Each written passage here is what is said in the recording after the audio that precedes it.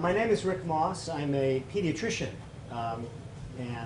So Ritesh, you're an internist, I think, right? Yes. So I take care of little people primarily.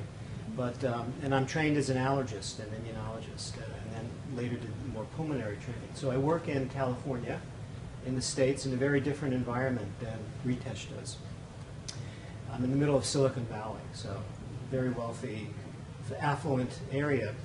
And in the States in general, as you may know, our healthcare system allows a lot of innovation, maybe not as good in terms of getting coverage for everybody for care.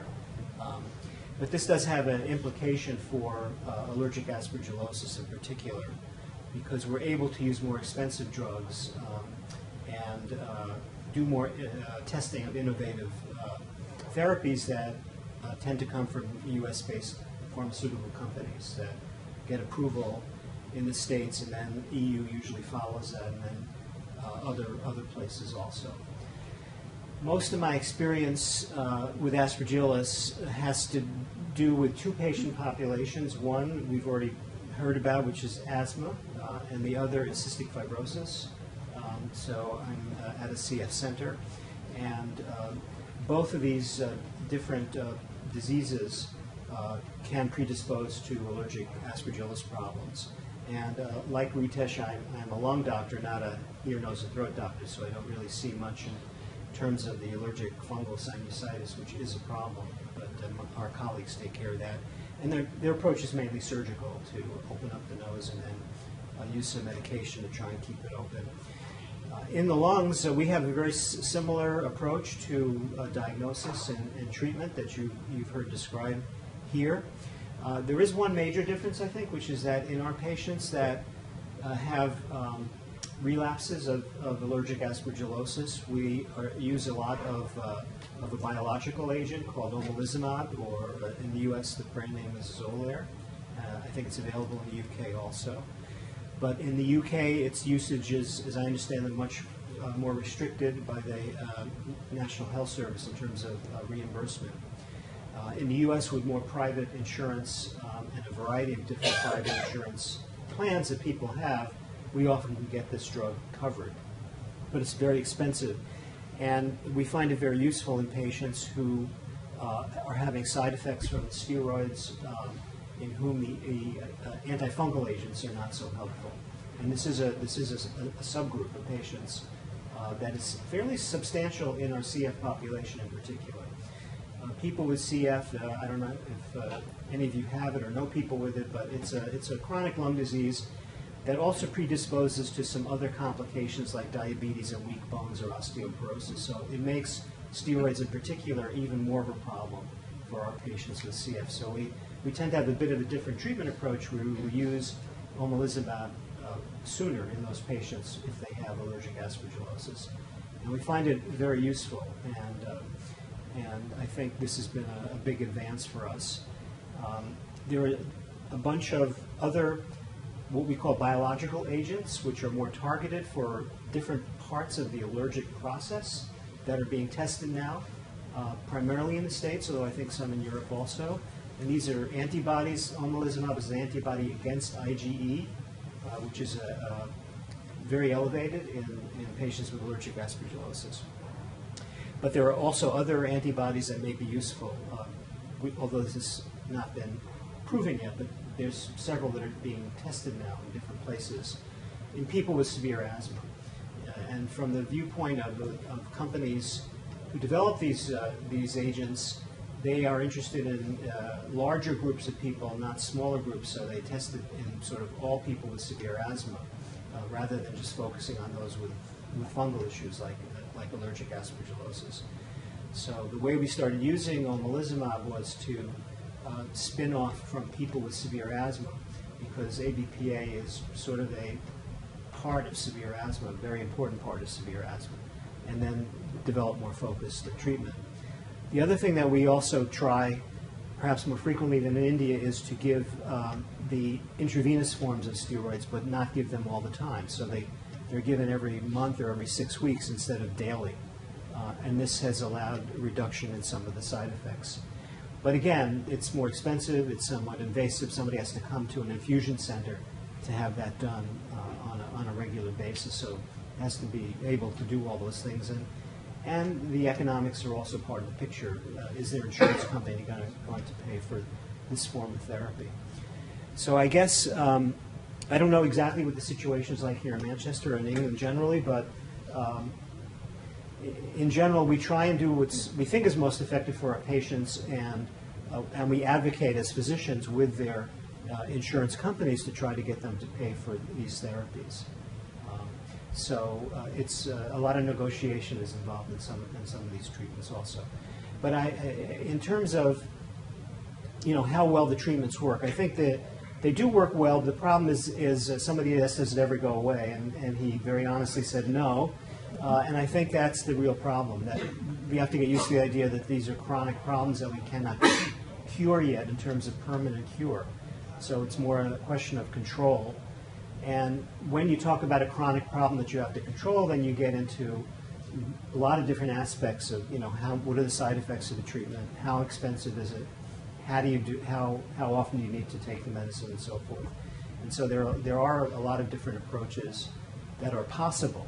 And I think the key is always to try and individualize the therapy to do what's best for that particular person in their particular situation, and try and get the best result.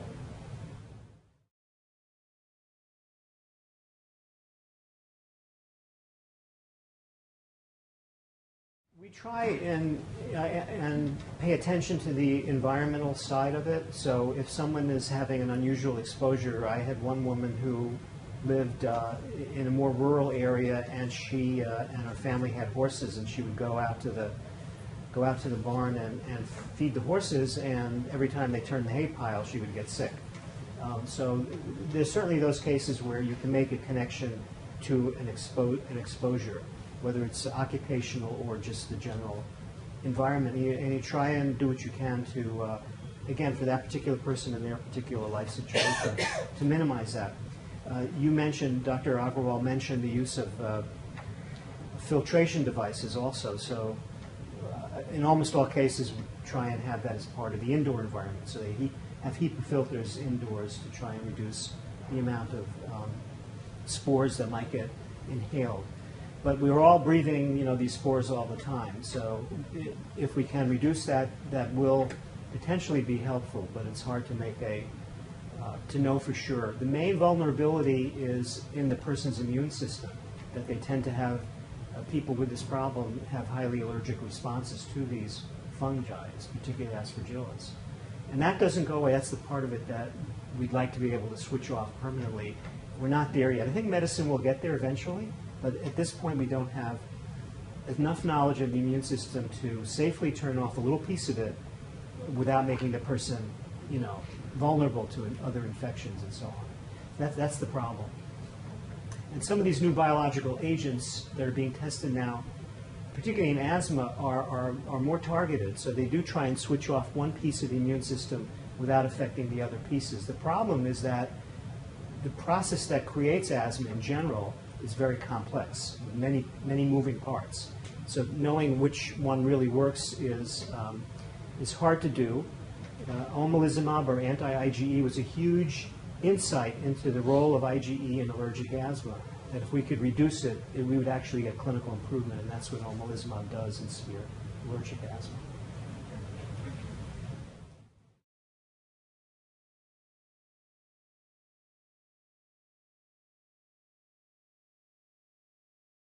Most cases do occur, start clinically apparent in the teenage years or young adult years. So it is rare to see it in younger children. In CF, it's a little bit different because they're more vulnerable. And what we found is that we start screening at school age, so about the age of 5 or 6. We start to look at we start to do a blood test every year to see if they're developing the problem. And that's been very helpful. But in the general asthma population, most folks with asthma, they're seeing general practitioners, and those kinds of screen tests are not usually done.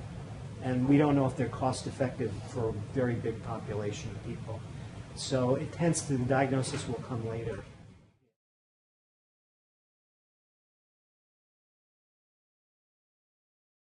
Definitely that's true. We really want to avoid the situation where the lungs are damaged, because once you get an airway that has been attacked and doesn't function well and gets ballooned out, so-called bronchiectasis is the medical term, that tends not to go away and becomes a place where infection can occur over and over again. So that is what we're trying to avoid with earlier diagnosis and treatment. And we can do that. I think it's clear we can do that.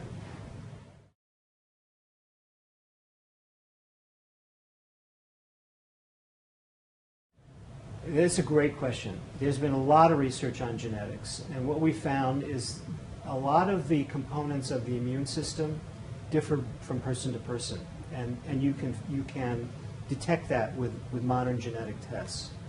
The problem is that this has been a very helpful research tool, but it's been not widely applied to clinical medicine. So in the States we talk about personalized medicine now, which is our attempt to translate this kind of research into clinical care. So you take a person and you take their, for example, blood, or you could even do it with a swab from the cheek, and you look at their genetic basis and you can say, aha, this person has a form of this particular gene that makes them more susceptible. And then if you know that, then you put them in a different risk category, and you may be able to treat earlier or diagnose something before there are any symptoms. So I think we're just on the cusp of doing that in a widespread fashion. And again, this is something that will tend to be done in areas where the system allows more expensive care, because although the cost has come down, it still costs about $1,000 to do a full genetic screen.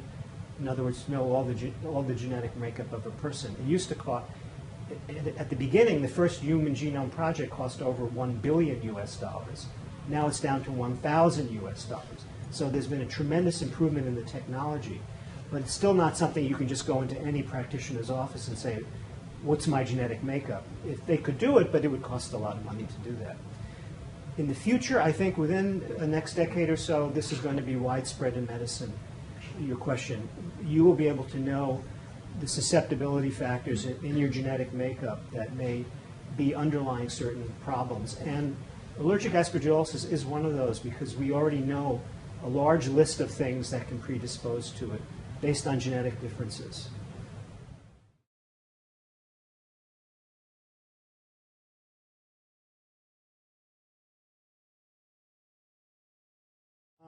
Well, to my knowledge, it was first really recognized here in the UK in the 1950s, early 1950s. Yeah. So it's been recognized for a very long time. But it varies across the world. For example, I don't know why it's so common in India. I think it's because of your environment, the humidity, and the agricultural basis of the Indian economy makes it more exposure. But there are large differences in different places. I know in the UK there's a lot of chronic lung disease that may be related to the weather or to industry. So I think there's a lot of variability. But allergic aspergillosis goes back to the 50s, and so it's still something that a lot of general practitioners don't think about very frequently. So I think that is a problem in terms of later diagnosis. And most people, Dr. Agrawal described how they screen all their asthmatic patients for this. Most practitioners in the US as well as UK and elsewhere don't do that.